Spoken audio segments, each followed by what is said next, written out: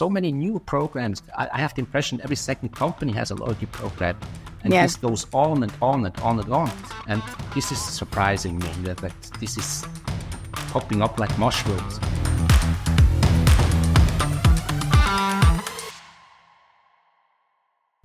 Hi, and welcome to Loyalty Stories, Antavo's podcast on customer loyalty and loyalty programs. I'm Michelle Ellicott-Taylor, and I head up the global partnership team at Antavo. And at Antavo, we are a technology vendor that powers your loyalty programs, and we're working with brands all over the world. We work with a variety of companies, including retail, fashion, food and beverage, and with brands such as KFC and Benefit Cosmetics. In this podcast, this is called Loyalty Stories, and we're diving into trends around customer loyalty and getting to speak to some key experts in this industry, where we get to pick their brains and learn what's next for future trends in loyalty. So today's guest is Alexander. Alexander, welcome to the Loyalty Stories. Hi, Michelle. Pleased to meet you. Yeah, thank you very much for joining us today. Before we kick off, Alex, would you like to just give a bit of a background to yourself and your experience in loyalty? Yeah, pleased to do so. Thank you for the invite for this interview. Pleased to do so. I've been in the industry for about 20, 25 years already. I started off with frequent flyer programs on the airline side. There we had proprietary programs, but also coalition loyalty programs, which was very interesting. Then I moved over to a bigger marketing agency called ICLP at the time, and it's called now the Collins Group, where we take care of many brands, many industries. So it was a good coverage, and also kind of taking care of the European geography, which was fascinating. So I got into contact with many programs. And after a while, I came back to Zurich, to Switzerland, when I started to work for Bonus Card. Bonus Card is a company that has a partner network with a credit card loyalty program, kind of a coalition loyalty program structure. And I was taking care of their marketing activities and further developing also that program.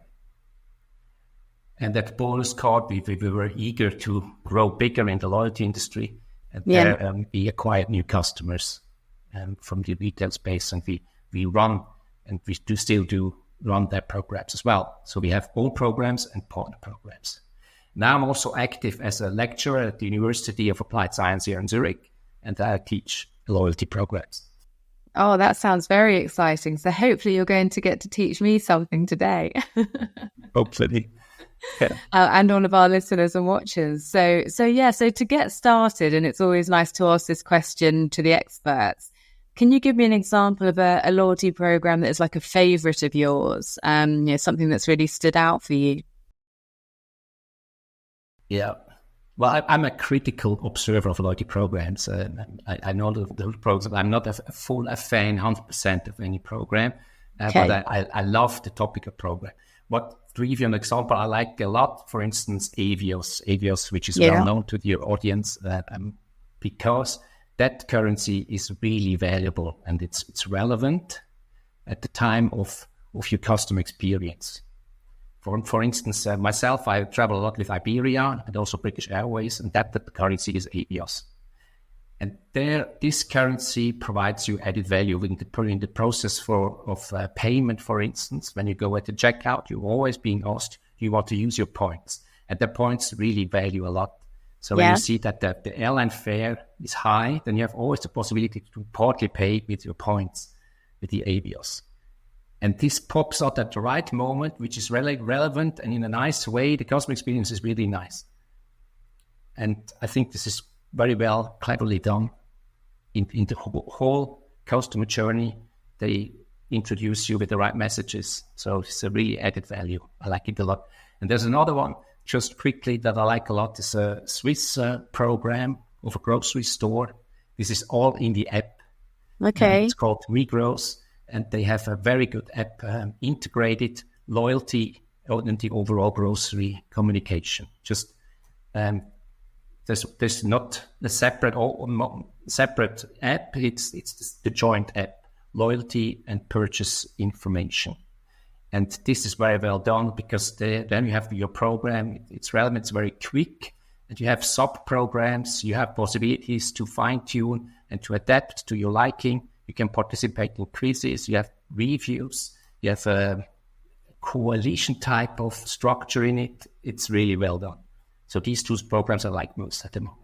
Yeah, they're interesting. I mean, Avios is one that a lot of people will know, and that's a real benefit, obviously, towards the cost of a ticket. So with travel, so that's always a well received one. And then also looking at grocery, that's something that people are familiar with, across all sorts of regions. So they're great examples.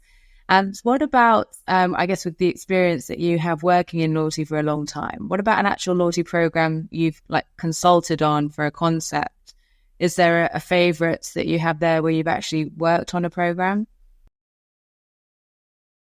Yeah, I've been working on many programs. Just recently, I was reviewing how many were about 50 programs I was working with, somehow consulting or developing. I cannot tell you which one is my favorite. I have some sympathies for the managers, of course, and also the geography. And every program is particular, is different. Yeah. I liked all the programs I was taking care of in Spain, which was Meili hotels, NH hotels, and the ones in Portugal as well. Just a good variety, but I have no number one. Yeah, such. I know it's a difficult question to have a number one. There's usually a couple of brands that people have worked with that have really, it's been exciting to work on. So totally understand that you can't just have one favorite. All the sessions you've worked on.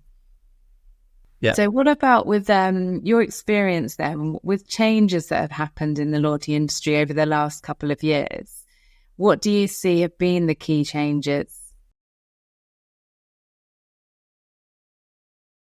In the past, the mobile became much stronger, much more dominant. And it's not just a channel, it's really being used to engage the customers. And more companies use it as the only channel that counts. Yeah. And this is one of the big changes that I've been observing. Also, data analytics is getting stronger and stronger. I also observed that. We were losing a couple of good employees because they were hired by the competitors. So this is a very sought after job.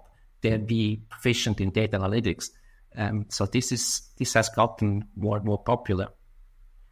And also kind of features, the features that have been introduced, like in Avios, you have the purchase points or transfer points or multipliers that you can customize you as a member of a program.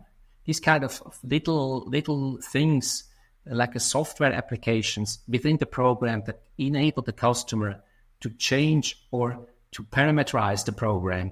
This has been new, and this has been typical for the last few years. Yeah, it's interesting to see these changes happening. And I think, over the last few years, loyalty has got more and more interesting for people, maybe to think a bit differently with how they're working with it. So thinking about what you've said there with, I guess, changes that have already happened, what about with the new trends that are coming in the loyalty industry? What do you see as things that would be, I guess, new considerations for brands in the next 12, 24 months? I will not surprise you if I mention AI and machine learning. These are certainly topics that you have to take care of and to look at it and how you will make use of these supports. Don't give everything to AI and don't give everything to machine learning. There must be a human in between, so you steer it. Otherwise, it gets really like a commodity at the end. Yeah. But this is something that will further leverage the programs, and this will certainly mark the big trends the next months. And another topic that I like most, and I'm an advocate of it, is about the emotional part of loyalty. Whereas we have been taking care in the last years of transactional loyalty, more and more people look at the emotional part of loyalty, meaning like honoring the interactions, not just the transactions, engaging the customers, like co-creation or gamification, just in a new way of engaging. this is certainly pursued more and more in the future. Yeah, I think the emotional loyalty is really interesting, and there's that mutual value, exchange, and there's that different buy-in to the brand. It isn't all about that next purchase. It's about what are the other touch points that you've got with a brand there. So that's been a very common theme with people looking at what are those different immersive ways that they can have that interaction with the customer. Definitely. Yeah, okay. So that's something everyone seems to be agreeing is going to be evolving over the next few years.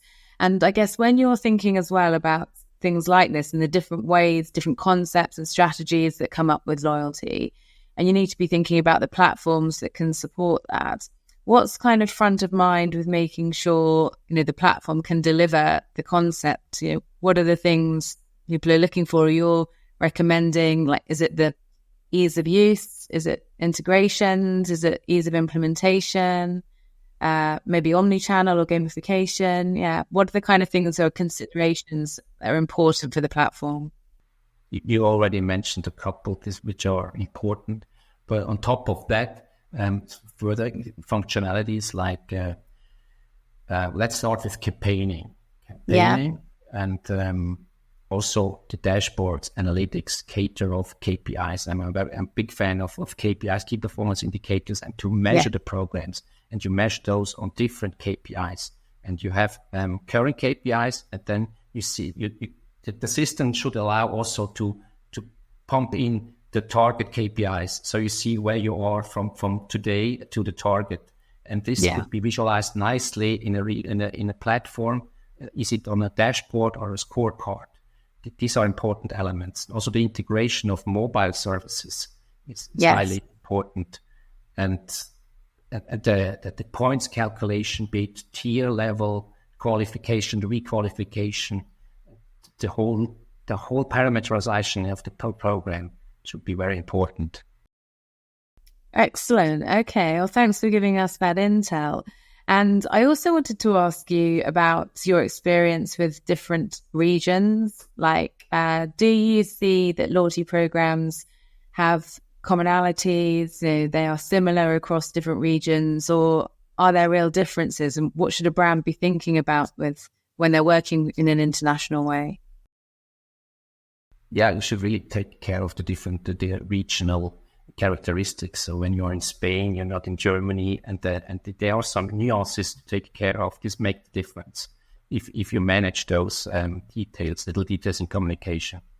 Also once I was comparing continents, Europe versus United States.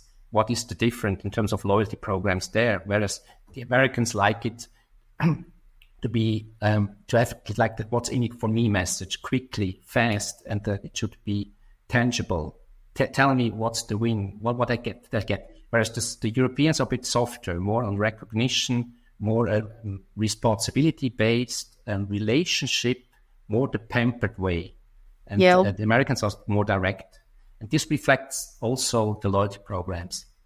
Interestingly enough, a program like a Hilton Honors is the same all over the place. They do not respect any regional differences, which is also a strategy. But what I noticed when I was teaching, or when I'm teaching with the young students, now the generation Z, the Gen Z, I've seen also studies that they are more or less the same all over the countries. So there, more and more, these regionalities disappear with that generation. But the other generations do have some differences, yes. That's really interesting. And actually, I did want to ask you, linked to your Gen Z comment there, if you're looking at somebody who is starting out in loyalty, like a junior loyalty manager who's in their early 20s, but they want to aspire to be, leading a loyalty team or director or consultancy or teaching like yourself, what are the kind of things that, they should be thinking about in regards to loyalty and, evolving in that career? Loyalty is also for a personal career, a long-term thing. And I would suggest that they make the experience from everything, like the definition bit of loyalty initiatives and tactics, and the design bit, and also the deliver bit, that they just see the whole cycle And this might take a couple of years. But then when you have this array of experience, then you're very fit to getting into a superior role. And I would also suggest to focus on three elements, 3 dimensions. One is communication, easy maybe. Data, not that easy, but you can really make the difference. And then rewards. If you manage these 3 elements, then you're going to be ahead of loyalty sooner or later. Anyhow, that the market is brilliant and people are being sought after.